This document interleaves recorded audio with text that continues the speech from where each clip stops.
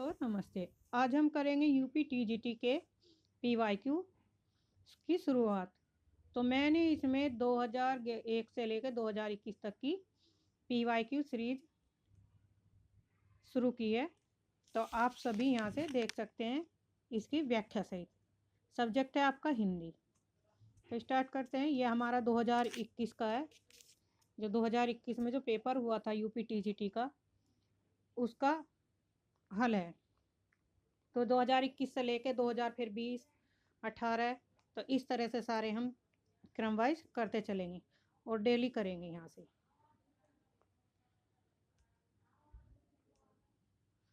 Next पहला question है, प्रश्न पद नव्यार्थ युक्त्युद्बोध विधायिनी स्फुरंती सत्कर्वे बुद्धि प्रतिभा सर्वतोमुखी। यह उक्त कथन किस कवि का है? तो ऑप्शन बी वाग्भट का है। इसकी व्याख्या देखते हैं यहाँ पे। संस्कृत आचार्य वाग्भट का यह कथन है। वाग्भट ने नवीनता और उसकी ललित पदों में अभिव्यक्ति दोनों को सर्वतोमुखी कहा है। यानी कि किस किस को कहा? नवीनता को और उसकी ललित पदों की अभिव्यक्ति। नवीनता और अभिव्यक्ति को दोनों को क्या माना है? सप्रमुख माना है। इस प्रकार पूर्ण युक्तियों का उद्घाटन करने वाली सभी दशाओं में फैलने वाली चमत्कार पूर्ण बुद्धि को हम क्या कहते हैं? प्रतिभा कहते हैं। यानी कि जो चारों दिशाओं में फैलकर चमत्कार करती है उस बुद्धि को क्या कहते हैं? प्रतिभा। ये इसका क्या है? अर्थ है। प्रतिभा अथवा शक्ति को शाब्दिक महत्व दिया गया है। इसके संदर्भ में आचार्यों के महत्व है। पहला है, ये पंक्ति है, प्रज्ञा नवोन में सालनी प्रतिभा मता। ये पंक्ति किसकी है? भट्टतोत की है। इसका अर्थ है, यह नव्य विषय को नए नए रूप में प्रकट करने की जो प्रज्ञा है, जो प्रतिभा है, वह प्रतिभा को लागू करती है। प्रतिभा अपूर्व वस्तु निर्माण क्षमा प्रज्ञा, यह अभिनव का गप्त है। यानी कि जो अपूर्व वस्तु के निर्माण में सक्षम प्रज्ञा है वह प्रतिभा है। प्रतिभा क्या है? नए नए कार्यों को करती है और नई नई वस्तु का निर्माण करती है, नई नई खोज करती है। तो इन सब की क्या है? प्रतिभा है। प्रागट नागटन संस्कार परिपाक प्रौढ़ प्रतिभा काचिदेव कवि शक्ति। ये कथन किसका है? कुंतक का है। देखिए, जब हम इसके क्वेश्चन, पहले क्वेश्चन की जगह हमने कितने पंक्तियां याद कर ली? 1, 2, 3, 4। तो इनसे एग्जाम में आपको पूछा जा सकता है। क्वेश्चन में से ही क्वेश्चन बनाते हैं एग्जाम में, तो इसलिए हम इन्हें ध्यान से पढ़ेंगे और धैर्य पूर्वक आप इस वीडियो को देखिए और इसकी व्याख्या को। तो ये पंक्तियां किसकी हैं? मम्मट की है। कुंतक ने कहा है, पूर्व और वर्तमान जन्म के संस्कारों से मिली कवित्व शक्ति प्रतिभा। कुंतक क्या मानते हैं? कुंतक मानते हैं कि जो हमारे पूर्व जन्म के संस्कार है, ये हमें प्रतिभा तब से मिली है। हमारे पूर्व संस्कारों के जन्म से हमें ये प्रतिभा मिली है। शक्ति कवित्व बीज रूप संस्कार विशेष। मम्मट भी यही मानते हैं कि जो भी शक्ति मिली है हमारे वे पूर्व जन्म के संस्कार से मिली है। नेक्स्ट क्वेश्चन, जहाँ राधा आनंद उदित निसी बासर आनंद, तहा कहा अरविंद है, कहाँ बापुरो चंद। पंक्ति में कौन सा अलंकार है? तो ऑप्शन बी प्रतीप अलंकार है। इस पंक्ति प्रतीप का अर्थ होता है उल्टा। यानी कि जहाँ प्रतीप अलंकार, जहाँ उपमेय और उपमान को उपमेय का बताया जाता है, यानी कि उपमान को उपमेय की जगह और उपमेय को उपमान की जगह बताया जाता है, वहाँ प्रतीप अलंकार होता है। तो इसका विपरीत हो गया, यह उपमा का उल्टा होता है, रूपक अलंकार। जहाँ उपमेय और उपमान में पूर्ण समानता दिखाई जाए, यानी कि ना तो उपमेय में कोई भेद ना उपमान में, दोनों में क्या हो? समानता हो, वहाँ क्या होता है? रूपक अलंकार होता है। जैसे राम नाम मणि दीप धरु जिहि देहरी द्वार, तुलसी भीतर भैरो जो चाहत उजियार। नेक्स्ट है, तीसरा क्वेश्चन है। अच्छा, यहाँ इसकी व्याख्या और भी इन चारों ऑप्शनों के बारे में हम पढ़ेंगे, जैसे रूपक अलंकार, अन्वय, दीपक। तो इन चारों की व्याख्या देख लेते हैं। अन्वय अलंकार, अन्वय अलंकार का अर्थ होता है कि जहाँ उपमेय की तुलना करने के लिए कोई उपमान न हो, यानी कि वहाँ पर क्या हो? केवल उपमेय हो, कोई उपमान न हो और उपमेय को ही उपमान बना दिया जाता है। यानी कि अन्वय अलंकार उसे कहते हैं जिसमें क्या होता है, उपमान ना हो और उपमेय कोई क्या मान लेते हैं, वे उपमान मान लेते हैं, तब वहाँ क्या होता है, अन्वय अलंकार होता है।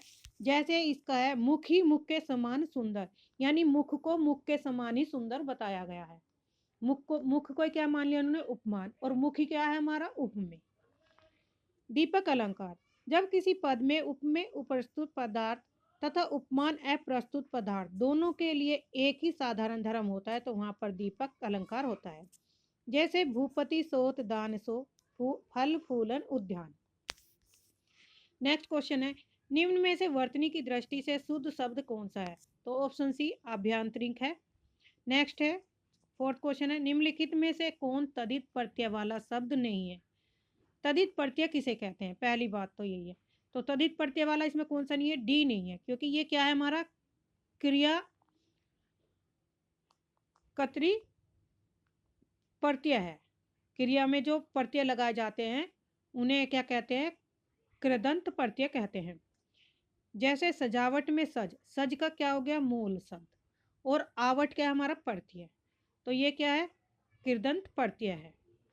प्रत्यय वे शब्दांश होते हैं जो दूसरे शब्दों के अंत में जुड़कर अपनी प्रकृति के अनुसार शब्द के अर्थ में परिवर्तन कर देते हैं। ये दो प्रकार के होते हैं, कृत प्रत्यय और तदित प्रत्यय।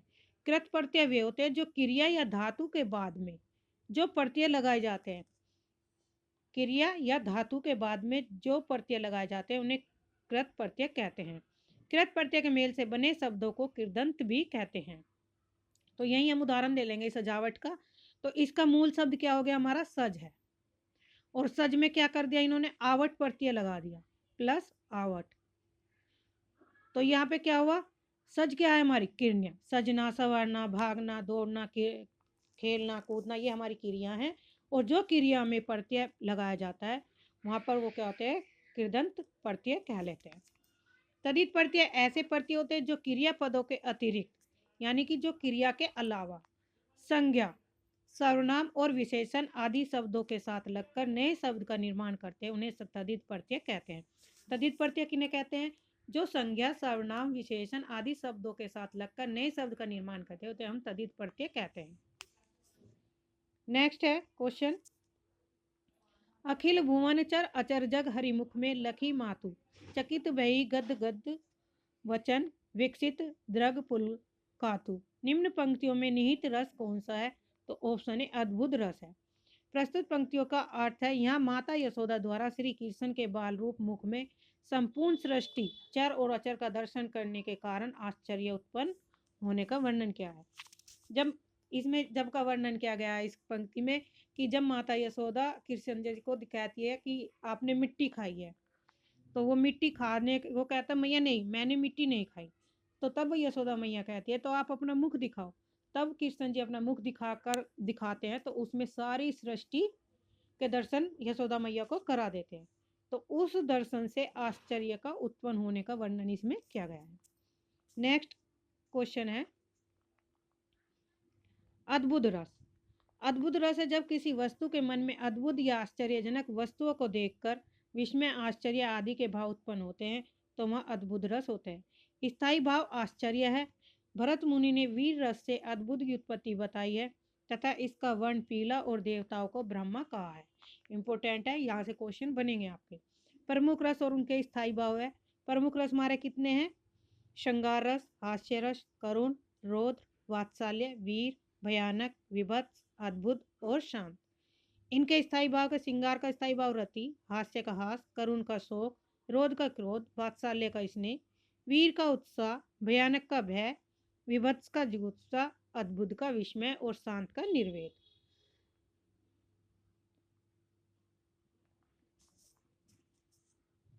नेक्स्ट है, अपभ्रंश में दोहा काव्य की परंपरा का आरंभ किस कवि ने किया था, तो ऑप्शन बी जोहिंदू ने किया था।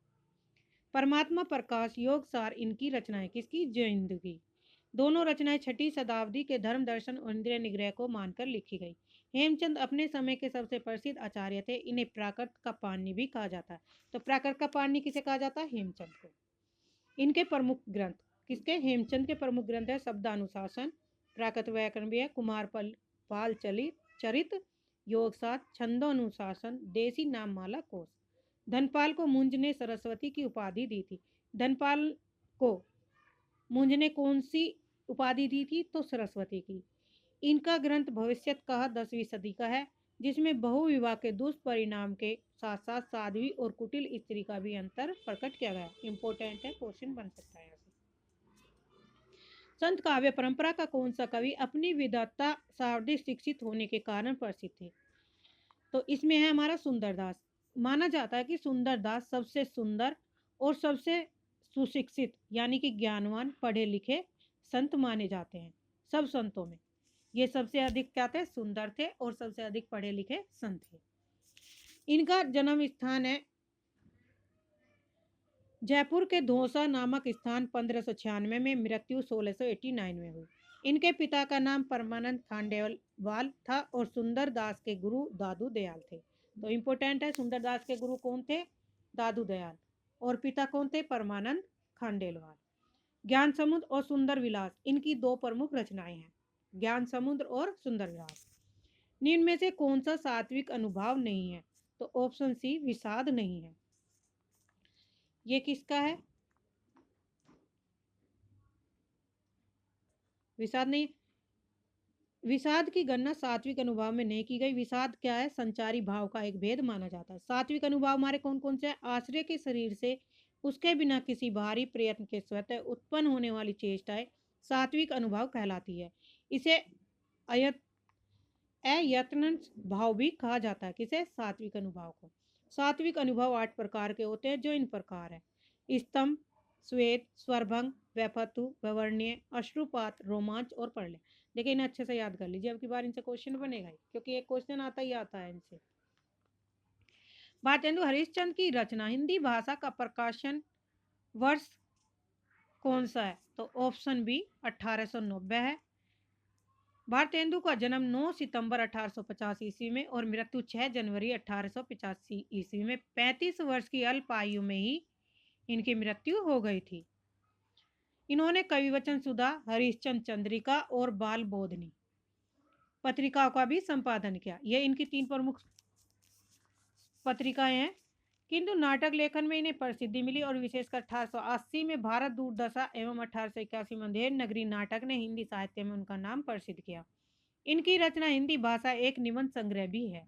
इंपोर्टेंट है, भारतेंदु की कौन सा निबंध संग्रह है? तो हिंदी भाषा एक निबंध, हिंदी भाषा का निबंध संग्रह भी है। अब है संस्कृत से संबंधित 10वां क्वेश्चन, नदी क्रोश भर टेढ़ी है का संस्कृत में अनुवाद क्या होगा? तो ऑप्शन सी होगा, नदी क्रोशम कुटीला। नेक्स्ट है, सब को जानत तुम्हारे सारे जगत जहान, इस वाक्य में कौन सा काव्य दोष है?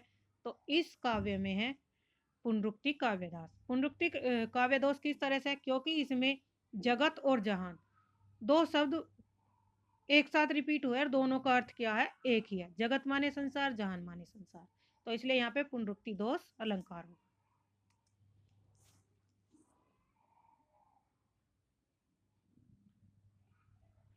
उदाहरण, भरत मुनि ने 10, आचार्य वामन ने 20, यानी कि ये काव्य दोष माने हैं।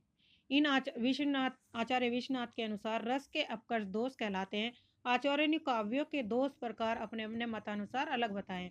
भरत मुनि ने काव्य दोष कितने माने? 10, आचार्य वामन ने 20, मम्मट ने 3, आचार्य विश्वनाथ ने 70 काव्य दोष बताए। और सामान्यतः दोष 3 प्रकार के होते हैं, शब्द दोष, अर्थ दोष, रस दोष।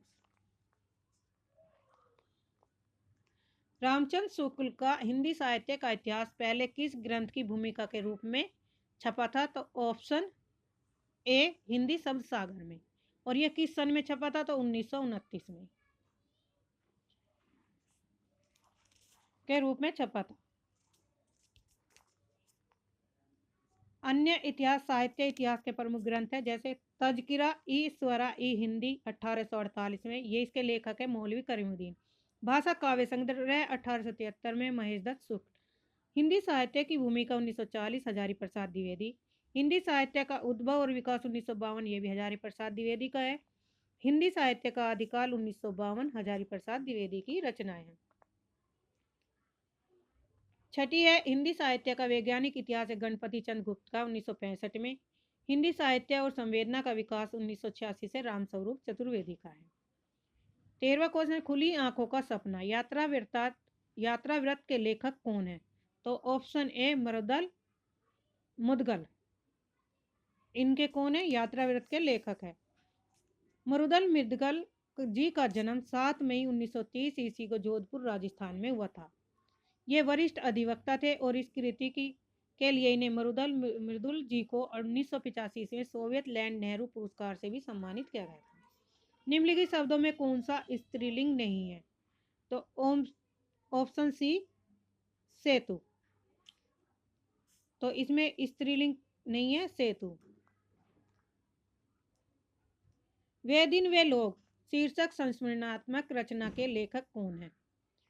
इसमें है ऑप्शन डी रघुवीर सहाय। हिंदी काव्यशास्त्र में बौद्धिक रस की स्थापना करने वाले विद्वान कौन माने जाते हैं? तो गणपति चंद, इंपोर्टेंट है। गणपति चंद गुप्त का जन्म 15 जुलाई 1928 ईस्वी को राजस्थान के मड़ा सुरेरा में हुआ था। इनकी प्रमुख रचनाएं हैं साहित्य का विज्ञान, हिंदी साहित्य का वैज्ञानिक इतिहास, रस सिद्धांत का पुनर्विवेचन, हिंदी काव्य में श्रृंगार परंपरा आदि। खारसा तासी के इतिहास ग्रंथ द ला लिटरेचर एंड ए हिंदुस्तानी का दूसरा संस्करण कब प्रकाशित हुआ था? तो ऑप्शन सी 1871 में। पहले इसके 2 भाग प्रकाशित हुए थे। पहला संस्करण के कितने भाग थे? 2 थे, और दूसरा संस्करण इसका 1871 में दूसरे उसमें हुआ था। दूसरा संस्करण 1871 में प्रकाशित हुआ, जबकि इसका पहला संस्करण के क्या थे? 2 भाग थे, 2 भाग थे।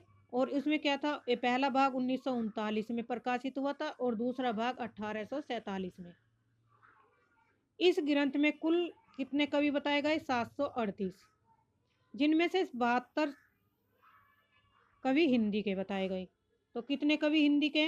72, और शेष जो 738 में से 72 घटा दो, तो जितने भी कवि बचे वे सब किसके थे? उर्दू भाषा के कवि थे। अच्छा, गारसादा तासी ने अपनी पुस्तक की रचना किस भाषा में की थी? तो फ्रेंच भाषा में की। डॉक्टर लक्ष्मी सागर वार्ष्णेय ने तासी के ग्रंथ का हिंदी अनुवाद हिंदुई साहित्य का इतिहास 1952 ईस्वी के नाम से प्रकाशित कराया था। निम्नलिखित में से कौन सा वर्ण घोष महाप्राण है? तो इसमें है ऑप्शन डी है। ये हमारे अल्पप्राण और महाप्राण है, तो इन्हें आप ध्यान से करनी। अर्थ की निर्दिष्ट करने की दृष्टि निम्नलिखित में से कौन सा उपसर्ग अन्य 3 से भिन्न है? तो ऑप्शन सी परी। परी का अर्थ क्या है? अन्य तीनों से अलग है। ये उपसर्ग दिए गए, इनके अर्थ दिए गए और इनका शब्दों का प्रयोग किया गया उपसर्ग लगाकर शब्द रूप। जैसे परी का है आसपास, चारों ओर, पूर्ण। शब्द रूप हो गया परिक्रमा, परिदर्शन, परिपूर्ण और परिणाम, इनमें उपसर्ग सहित बताए गए। अव का है हीनता, अनादर और पतन, अवगत, अवलोकन, अवरोहन, अवनति और अवशेष। नेक्स्ट क्वेश्चन है हमारा,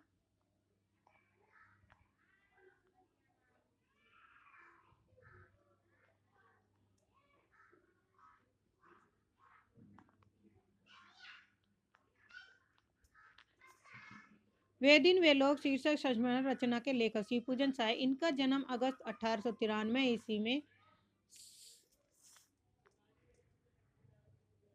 साहबाबाद, बिहार तथा निधन जनवरी 1963 ईस्वी में हुआ। साहित्य और शिक्षा में अभूत योगदान के कारण इन्हें 1960 ईस्वी में पद्म भूषण पुरस्कार से भी सम्मानित किया गया था। किसे? शिवपूजन साय को। स्मृति के आधार पर किसी विषय पर अथवा किसी व्यक्ति पर लिखित आलेख संस्मरण कहलाता है। ये संस्मरण का अर्थ है संस्मरण में लेखक जो स्वयं अनुभव करता है उसी का वह चित्रण भी करता है। हिंदी के प्रथम संस्मरणकार कौन है? तो पदम सिंह शर्मा। इनकी प्रमुख रचना है पदम पराग, जो 1929 ईस्वी में प्रकाशित हुई। हिंदी के प्रमुख रचनाकार और संस्मरण रामब्रस वैनीपुरी के संस्मरण है जंजीर और दीवार। हरिवंश राय बच्चन का है नए पुराने झरोखे। कमलेश्वर का मेरे हरदम मेरे दोस्त। रामनाथ सुमन का है मैंने स्मृति के दीप जलाए। विद्या की दृष्टि से कौन सी रचना अन्य 3 से भिन्न है? तो ऑप्शन डी वट वृक्ष की छाया, यह अलग है। वट वृक्ष की छाया में कुमुद नागर द्वारा लिखी गई अमृतलाल नागर की जीवनी है। किसकी जीवनी लिखी गई है? अमृतलाल नागर की। मुर्दैया और मणिकर्णिका दलित साहित्यकार डॉक्टर तुलसीराम की आत्मकथा है। कितनी धूप में कितनी बार, महीप सिंह की आत्मकथा। जीवनी एक व्यक्ति का जीवन सा इतिहास है जिसे किसी और के द्वारा लिखा जाता है। जीवनी किसके क्या है? किसी व्यक्ति का इतिहास होता है और उसे कोई और दूसरा व्यक्ति लिखता है उसके बारे में, तो उसे हम क्या कहते हैं? जीवनी। जबकि आत्मकथा आत्मकथा क्या होता है? स्वयं द्वारा लिखी गई है और अपने जीवन की अभिव्यक्ति है। आत्मकथा में क्या लिखता है लेखक? अपने बारे में। जो भी व्यक्ति लिखेगा आत्मकथा के बारे में वो स्वयं अपने बारे में लिखेगा। कबीर तुलसी और भाषा में एक मिशन के तहत लिख रहे थे। यह कथन किसका है? तो ऑप्शन डी बच्चन सिंह का। आचार्य शुक्ल के और भी कवियों के विद्वानों के कथन है, देखेंगे इन्हें। गोस्वामी के प्रादुर्भाव को हिंदी काव्य के क्षेत्र में एक चमत्कार समझना चाहिए। यह कथन किसका है? शुक्ल जी का। बच्चन सिंह कहते हैं कबीर का सौंदर्य बोध अपारंपरिक और यथार्थवादी है, अतः इनके लिए पृथक सौंदर्य शास्त्र का निर्माण करना पड़ेगा। डॉक्टर श्याम सुंदर का दास जी का कथन है रहस्यवादी कवियों में कबीर का आसन सबसे ऊंचा है, शुद्ध रहस्यवाद केवल उन्हीं का है। डॉक्टर हजारी प्रसाद द्विवेदी आज तक हिंदी में ऐसा जबरदस्त व्यंग लेखक नहीं हुआ। नेक्स्ट है हिंदी काव्य शास्त्र में बौद्धिक रस की स्थापना किसने की? तो ऑप्शन डी गणपति चंद्र गुप्त ने।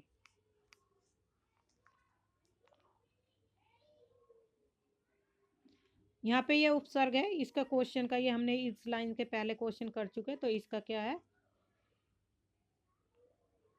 ये उपसर्ग दिए गए हैं।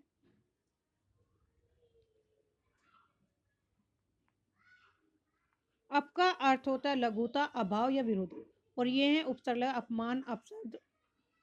दुर का है बुरा, कठिन, दिष्ट, दुष्ट और हीन। दुर्वस्था, दुर्दशा, दुर्लभ और दुर्गुण।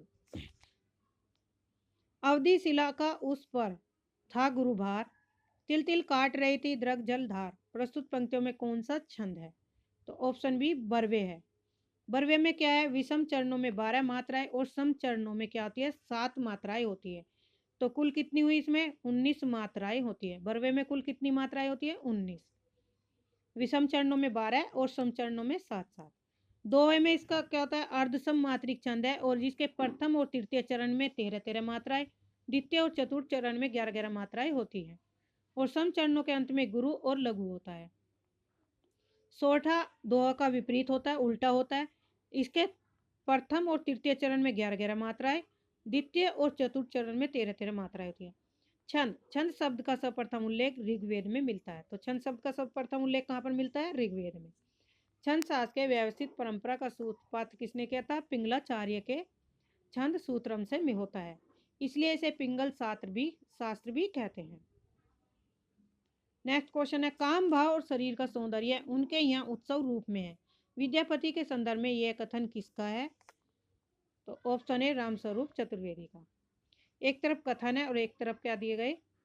विद्वानों के नाम दिए गए। आध्यात्मिक रंग के चश्मे आजकल बहुत सस्ते हो गए, उन्हें चढ़ाकर जैसे कुछ लोगों ने गीत गोविंद को आध्यात्मिक संकेत बताया, वैसे ही विद्यापति के इन पदों को भी। तो ये किसने कहा? आचार्य रामचंद्र शुक्ल ने कहा विद्यापति के बारे में। श्रृंगार रस के सिद्ध वाक कवि कौन है? तो ये हजारी प्रसाद मानते हैं सिद्ध वाक रस के कवि हैं हजारी प्रसाद द्विवेदी ने माना है। जातीय कवि कौन मानते हैं? बच्चन सिंह। नेक्स्ट क्वेश्चन है, ये क्या है? विद्वानों की कोटेशन है। साखी सावधी दोहरा कही की निपखान, भक्ति निरूपय भगत कली, निंदई वेद पुराण। उपयुक्त पंक्तियों के रचनाकार कौन है? तो इसमें है तुलसीदास जी। तुलसीदास की प्रमुख पंक्तियां और अन्य पंक्तियां दी। हरि मोरा पियो में हरि की बहुरिया, ये कविदास की पंक्ति है। वह बाहर यह भीतर वह होई, घर बाहर को रहे न जोई, कुतुबन की है। सरवर तीर पदमनी आई, खोपा छोरी केस मुकलाई, जायसी की पंक्तियां हैं। 25वां क्वेश्चन, पौन मया करी घूंघट टारे, दया करी दामनी दीप दिखावे। काव्य पंक्तियां किस कवि की हैं? तो ऑप्शन ए नेही नागरी दास की। 26वां क्वेश्चन है, उपन्यास का मोटापा उसके स्वास्थ्य पर वैसा ही असर डालता है जैसे मनुष्यों का मोटापा। यह कथन किस इतिहासकार का है? ऑप्शन डी बच्चन सिंह का है। उपन्यास के संबंध में बच्चन सिंह का जन्म जुलाई 1919 ईस्वी को जौनपुर उत्तर प्रदेश तथा निधन इनका अप्रैल 2008 को वाराणसी में हुआ। पांचाली, कुंती, लहरे और कगार इनके प्रमुख उपन्यास हैं। बच्चन सिंह के कौन कौन से उपन्यास है? पांचाली, कुंती, लहरे और कगार। देखिए आजकल मृत्यु से संशय माता पिता से क्वेश्चन पूछे जाते हैं और टीजीटी में तो पूछे गए थे, टीजीटी पीजीटी में, तो इसलिए आप इन्हें ध्यान से पढ़ लीजिए सबको। आंतड़ियों में बल पड़ना, मुहावरे का अर्थ क्या है? ऑप्शन बी, हंसते हंसते पेट में पीड़ा हो जाना। शयन में संधि, शयन में कौन सी संधि है? तो ऑप्शन ए, अयादि स्वर संधि। शयन अयादि स्वर संधि है। शयन संधि का विच्छेद करेंगे तो से प्लस अन होता है। ए और आई, ओ और औ के बाद किसी भी स्वर के होने पर क्रमशः ऐ, आय या औ और आव हो जाता है तो उसे हम अयादि संधि कहते हैं। जैसे पवन, नयन और नाविक उदाहरण है इसके अयादि संधि के। कलचूरी राजवंश की 7 नायिकाओं के नक्शिक का वर्णन से संबंधित ग्रंथ कौन सा है? तो ऑप्शन बी, राउल बेली। झोपड़ी से राजभवन की साहित्यकार की आत्मकथा है? माता प्रसाद की।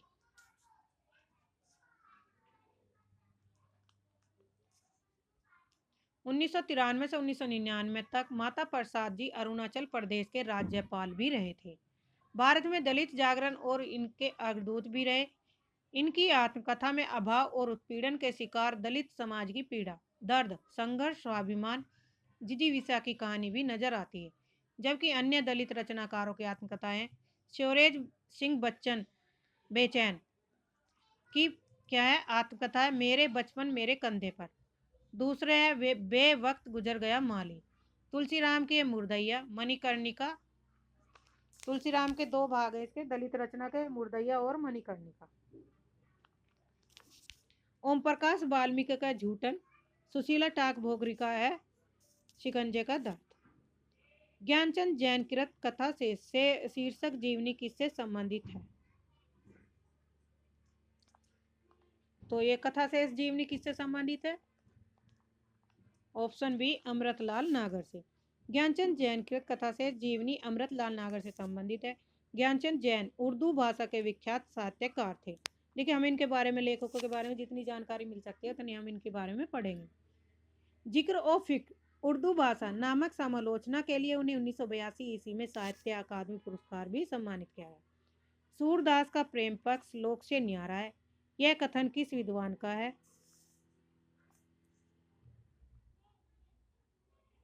तो यह कथन है आचार्य रामचंद्र शुक्ल जी का।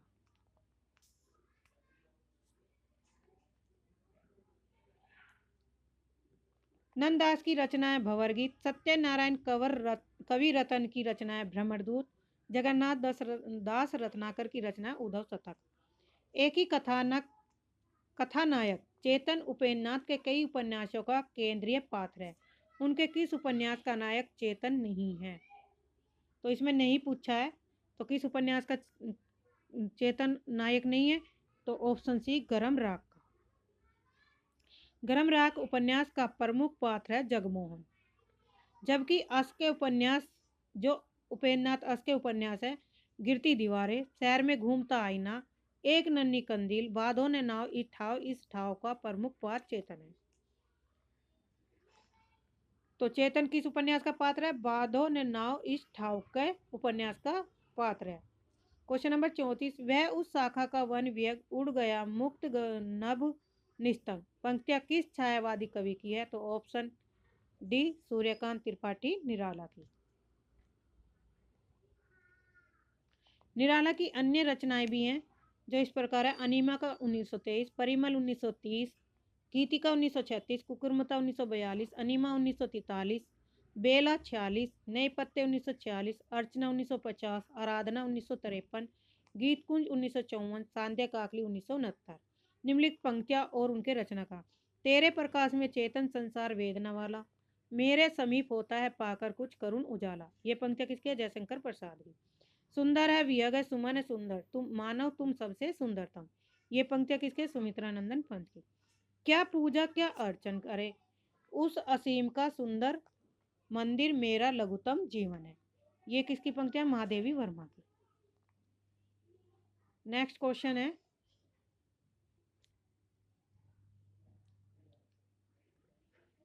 हिंदवी शब्द का प्रथम प्रयोग किस इतिहासकार ने किया था? ऑप्शन सी अबू सईद ने।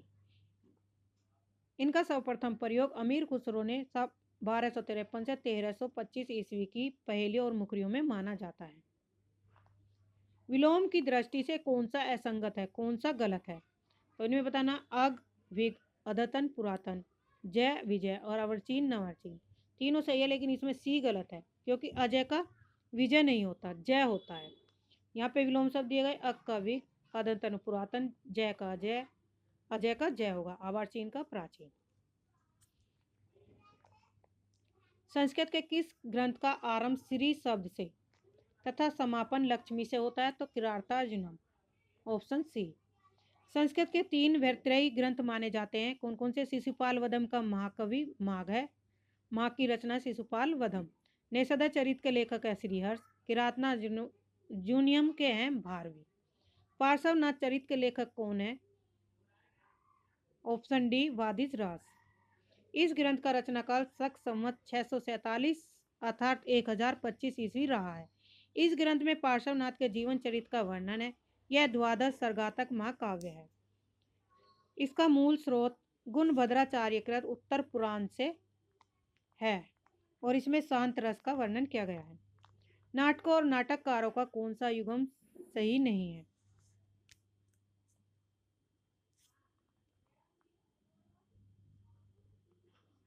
तो इसमें युगम बताना है।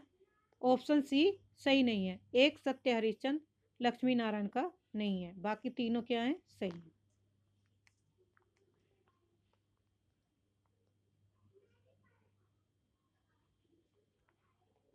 एक सत्य हरिश्चंद्र लक्ष्मी नारायण मिश्र का नहीं है, बल्कि किसका नाटक है? ये लक्ष्मी नारायण लाल की रचना है।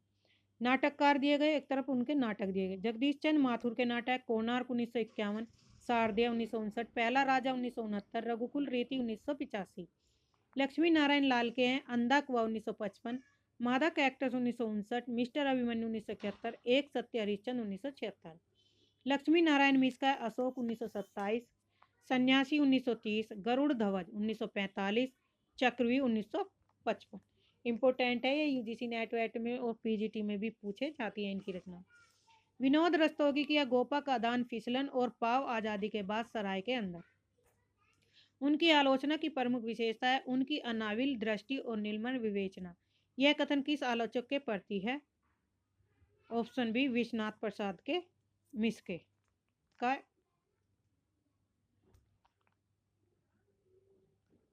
41 उदिति आई तेई बंधन कीना इति दसमाद अमर पद लीना। ये पंक्तियां किस रचनाकार की है? तो ऑप्शन सी जायसी की है। जायसी का रचना काल का समय 947 से 1540 ईस्वी में हुई थी। इसमें दोहा और चौपाइया छंद में लिखे गए इस महाकाव्य की भाषा क्या है? अवधी है। ये काव्य किस उससे ली गई थी रचना से? महाकाव्य पदावत के लक्ष्मी समुद्र खंड से ली गई पंक्तियां हैं। ये किससे ली गई थी? पदावत से। पदावत की ये पंक्तियां हैं और इसमें दोहा और चौपाई छंद में लिखे गए महाकाव्य की भाषा क्या है? इसकी अवधि है और इसकी रचना 947 से हिजरी 1540। पदावत का समय काल है 940। विजयदेव नारायण साय ने पद्मावत को हिंदी की अपने ढंग की अकेली ट्रेजिक कृति माना है। आचार्य शुक्ल ने भी पद्मावत को समासोक्ति काव्य कहा है। यहीं से कोटेशन बनेगा। समासोक्ति काव्य किसने माना? तो आचार्य रामचंद्र शुक्ल ने। हिंदी नई चाल में ढली सन 1873 इसमें भारतेंदु हरिश्चंद्र ने इसे किस पुस्तक में अंकित किया? तो ऑप्शन ए कालचक्र में।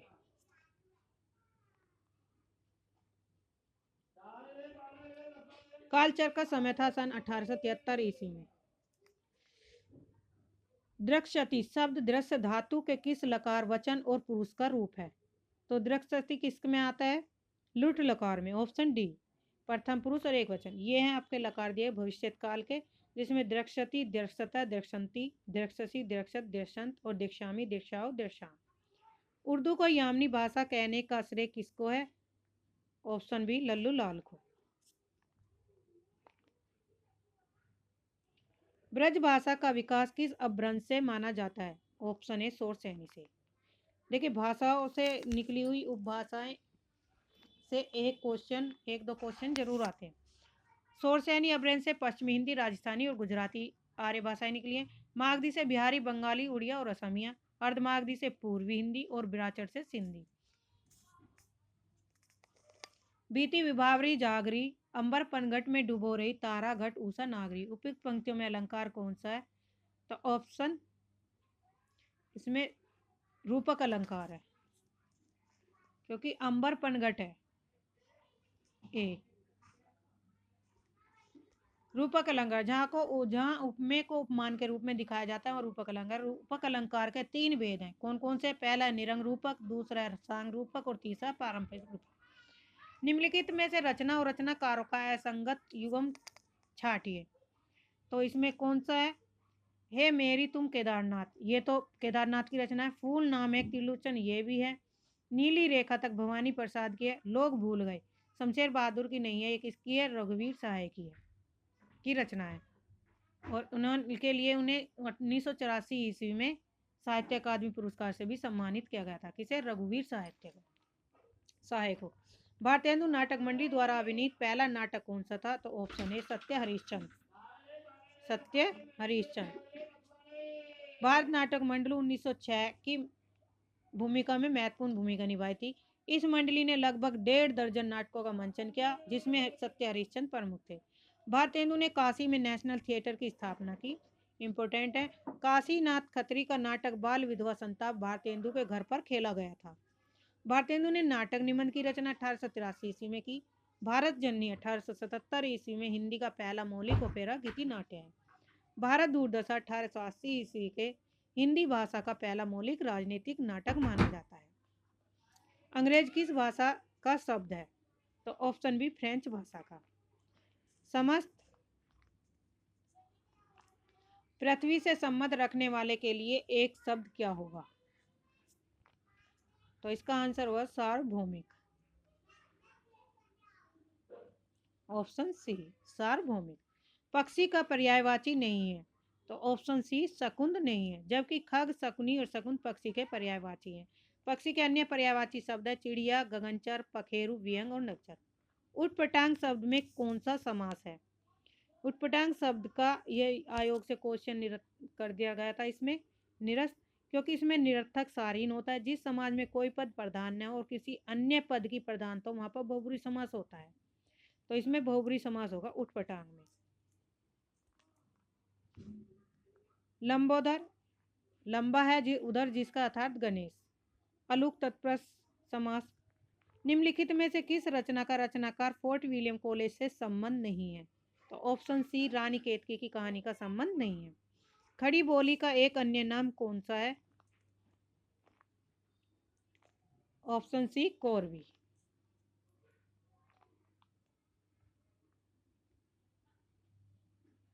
गुरुवे शब्द का सही संधि विच्छेद कौन सा होगा? ऑप्शन डी गुरु प्लस ए। निम्नलिखित में से कौन सा काव्य संग्रह नरेंद्र शर्मा का नहीं है? ऑप्शन डी अपराजिता। अपराजिता काव्य संग्रह नरेंद्र शर्मा का नहीं। अपराजिता काव्य संग्रह के रचनाकार है रमेश्वर शुक्ल अचल जी है। इनका जन्म 1915 ईस्वी से निधन 1995 ईस्वी अक्टूबर 1995 में क्या होता है? इनका निधन हुआ था। किसका? रामेश्वर शुक्ल अचल का। अपराजिता 1983 ईस्वी में इनके द्वारा रचित प्रबंध काव्य है। उल्का उपन्यास, बढ़ती धूप, सील जयी काव्य संग्रह इनके अन्य प्रमुख रचनाएं हैं। किसकी? रमेश्वर शुक्ल जी की। विद्या की दृष्टि से सुमेलित युगम नहीं है, तो ये भी आयोग के द्वारा निरस्त कर दिया गया था इसमें आंसर। तो इसमें शांति निकेतन से शिवालिक यात्रा विद्या की दृष्टि से ही युगम नहीं है, बल्कि यह विष्णु प्रसाद सिंह द्वारा संपादित निबंध संग्रह है, जो हजारी प्रसाद द्विवेदी पर केंद्रित है। अपनी धरती अपने लोग 1996 में ईस्वी में प्रकाशित रामविलास शर्मा की आत्मकथा है। व्यक्तित्व की झांकियां लक्ष्मी नारायण सुधांशु द्वारा रचित संस्मरण है। सभी स्वर होते हैं, क्या होते हैं? ऑप्शन डी अल्पप्राण। वध स्थल से छलांग किस लेखक की कहानी है? तो ऋषि सुलभ की। ऑप्शन ए सही 59 का। लिपि के विकास का क्रमिक सोपान कौन सा होगा? तो ऑप्शन सी चित्रलिपि, सूत्रलिपि, प्रतीकात्मक लिपि, भावलिपि, मूलक लिपि। 61 है कोई व्यक्ति या वस्तु जिस आधार से अलग होती है या दूर चली जाती है, उस आधार में कौन सा कारक होता है? ऑप्शन डी, अपादान कारक। जैसे पेड़ से पत्ता टूटकर गिर गया, तो पेड़ से पत्ता क्या हो गया? अलग हो गया, तो यहाँ पे क्या होगा? अपादान कारक। तुम्हें सौंपता हूँ किसकी काव्य रचना है? ऑप्शन डी, त्रिलोचन की। त्रिलोचन शास्त्री का जन्म 1917 ईस्वी में सुल्तानपुर उत्तर प्रदेश के, निधन दिसंबर 2007 गाजियाबाद में हुआ था। ताप के ताए हुए दिन 1980 में प्रकाशित कविता संग्रह के लिए इन्हें 1981 में साहित्य अकादमी पुरस्कार मिला था। जीने की कला कविता संग्रह, देश काल कहानी संग्रह इनकी अन्य रचनाएं हैं। इन्हें आधुनिक हिंदी कविता की प्रगतिशील त्रयी में नागार्जुन और केदारनाथ अग्रवाल के साथ तीसरा प्रमुख स्तंभ माना जाता है। हिंदी के विकास के संबंध में निम्नलिखित कथनों का एक असत्य कथन है, तो वो कौन सा है? ऑप्शन ए है, क्योंकि हिंदी का जो विकास हुआ वो वियोगात्मक भाषा के रूप में हुआ है और संस्कृत का हुआ संयोगात्मक में। निम्नलिखित, यहाँ पे दिया गया, निम्नलिखित में से भारतेंदु हरिश्चंद्र की रचना नहीं है, तो इसमें भारतेंदु की हरिश्चंद्र की रचना नहीं है आषाढ़ का मातम्य। सरवस 1870 तथा अपवर्ग पंचक 1877 इनकी काव्य कृतियां तथा हिंदी भाषा और उनके द्वारा संपादित निबंध संग्रह। किसके? हरिश्चंद्र जी के। 65 न धर्म वृद्धेषु वयम समीक्ष्यते, यह सूक्ति किस कवि की है? तो ऑप्शन ए, कालिदास की।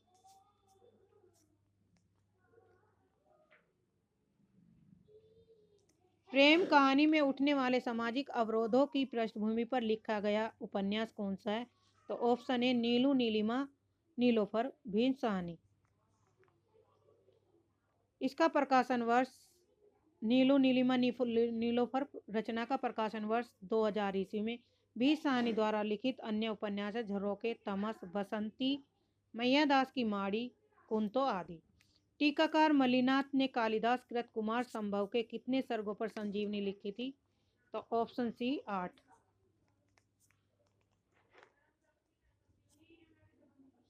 भाषा योग वशिष्ठ का रचनाकार कब माना जाता है? तो ऑप्शन बी, 1741 ईस्वी में। जिस समस्त पद में पूर्व या उत्तर पद की बजाय किसी अन्य अर्थ की प्रधानता होती है, तो उसमें क्या कहते हैं? बहुब्रीहि समास होता है। देखिए, समास से और अलंकारों से भी परिभाषाएं पूछी जाने लगी है। बहुब्रीहि समास के उदाहरण है, जैसे नीलकंठ, नीला है कंठ जिसका अर्थात भगवान। सनी कजल जस झस लगन उपजयो सुदिन सनेहु, क्यों ने निरपति हवे भोगवे लही सुदेशु सभी देहे। बिहारी के उपयुक्त दोहे में उसकी बहुलता का कौन सा पक्ष प्रकट होता है? तो कौन सा पक्ष प्रकट होता है? ज्योतिष ज्ञान का। Option D. निम्नलिखित में से एक मार्कंडे की कहानी नहीं है। ऑप्शन बी, मार्कंडे की कहानी नहीं है, जबकि महुआ का पेड़, पान फूल और हंसा जाई किल तीनों इसकी किसकी कहानी है? मार्कंडे की कहानी है। मार्कंडे का जन्म मई 1930 ईस्वी में, निधन मार्च 2010 ईस्वी में हुआ। मार्कंडे नई कहानी के दौर में जाने जाने वाले कहानीकार हैं। कल्पना नामक पत्रिका हैदराबाद से प्रकाशित मार्कंडी जी ने 15 वर्षों तक चक्रधर नाम से स्तंभ लिखते रहे। भूदान तथा सहज और शुभ इनके अन्य प्रमुख कहानी संग्रह है। किसके? मार्कंडे जी के। भूदान और सहज शुभ। अंतःकरण की वृत्तियों के चित्र का नाम कविता ये काव्य लक्षण किसने प्रस्तुत किया? ऑप्शन सी, महावीर प्रसाद द्विवेदी ने। कुलकसा किसका पर्यायवाची है? तो ऑप्शन बी, नदी का। नदी के, रात्रि के पर्यायवाची, नौका के और बिजली के।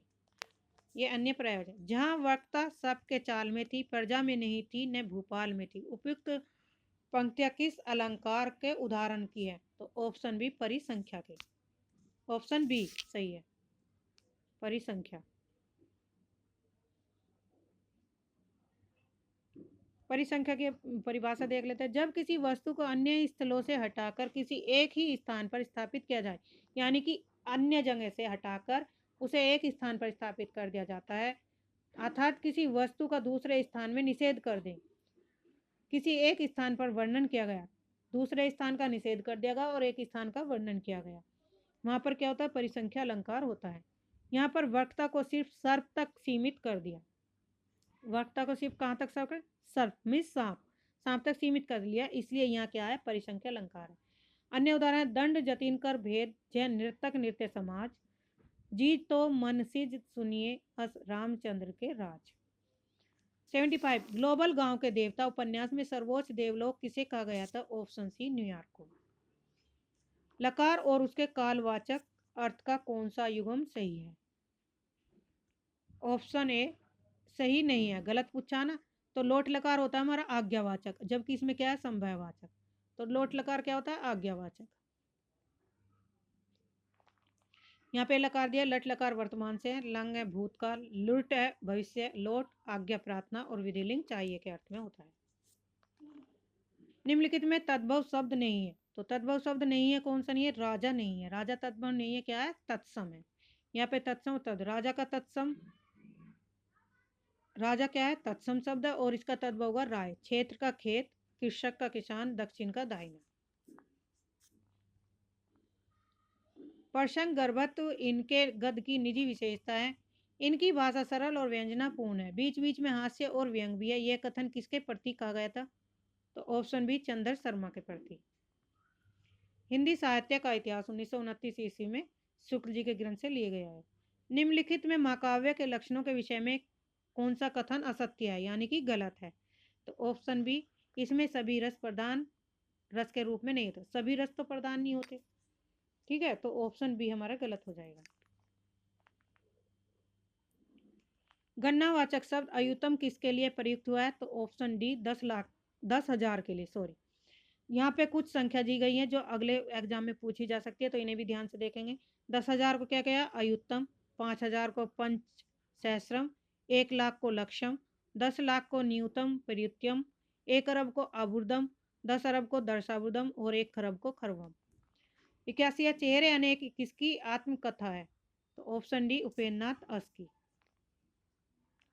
उपेन्द्रनाथ अस के अन्य भी क्या है? आत्मकथा है, जिनका पहला भाग नीला प्रकाशन से हुआ था 1977 ईस्वी में प्रकाशित। देवताओं की छाया में 1940, चरवे 1942, एकांकित सितारों का खेल 1937, पहला उपन्यास जय पराजय 1937 ईस्वी में नाटक, इनकी प्रमुख रचनाएं हैं। नेक्स्ट है 82 नमे शब्द के योग में विभक्ति कौन सी होती है? ऑप्शन डी चतुर्थी। 83 क्वेश्चन नंबर, इनमें कौन सा सुमेलित नहीं है? प्रभा खेतान अपने अपने मिंजरे सही है, नसीरा शर्मा ठीकरे की मंगनी सही है, सूर्य बाला अग्निपंखी का है, मृदुला घर की एक जमीन अपनी नहीं है। यह किसकी रचना है? एक जमीन अपनी? चित्रा मृदुगल का उपन्यास है ये, यानी कि चित्रा मृदुगल का क्या है? उपन्यास है। इनकी प्रमुख रचनाएं और भी हैं। आवा 1999 में उपन्यास, जिनावर बेईमान, 2.5 गज की ओढ़नी कहानियां हैं। चित्रा मृदुगल जी के अब तक 13 कहानी संग्रह, 3 उपन्यास, 3 बाल उपन्यास और 4 बाल कथा संग्रह प्रकाशित हो चुके हैं।